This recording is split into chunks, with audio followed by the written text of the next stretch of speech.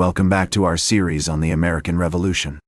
Today, in From Protest to Rebellion, we'll delve into the crucial years between 1770 and 1774, when the colonies transitioned from protesting British rule to actively rebelling against it.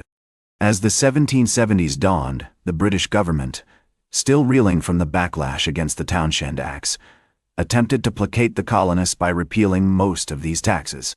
However, the tax on tea remained, a symbol of the British government's insistence on its right to tax the colonies. This move did little to ease tensions, as the colonists had grown increasingly wary of any attempt by the British to exert control over them. One key development during this period was the establishment of committees of correspondence. These committees, formed in each colony, allowed for the coordination of resistance efforts across colonial lines. They facilitated the exchange of ideas, strategies, and information, creating a unified front against British rule.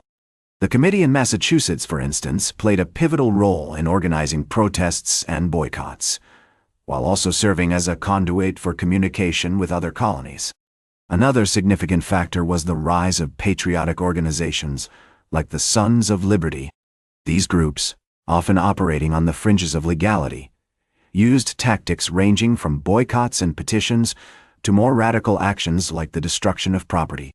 The Boston Tea Party, which took place in December 1773, is a prime example of such an action.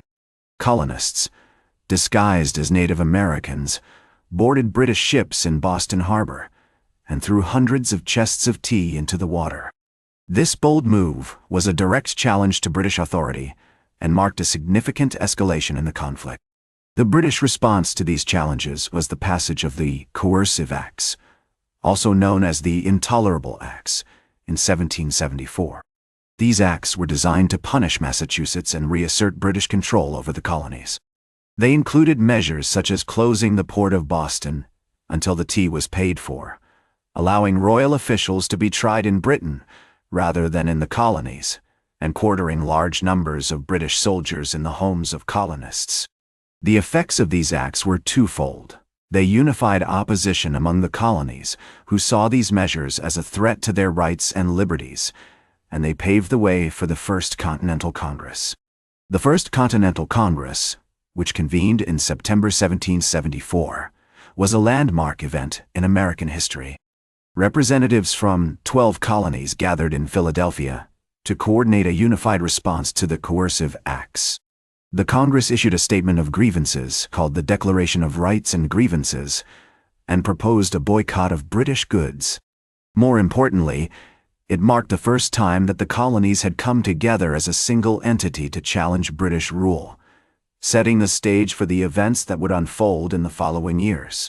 As we conclude this episode, it's clear that by 1774, the seeds of discontent sown in the previous decade had grown into a robust movement for independence.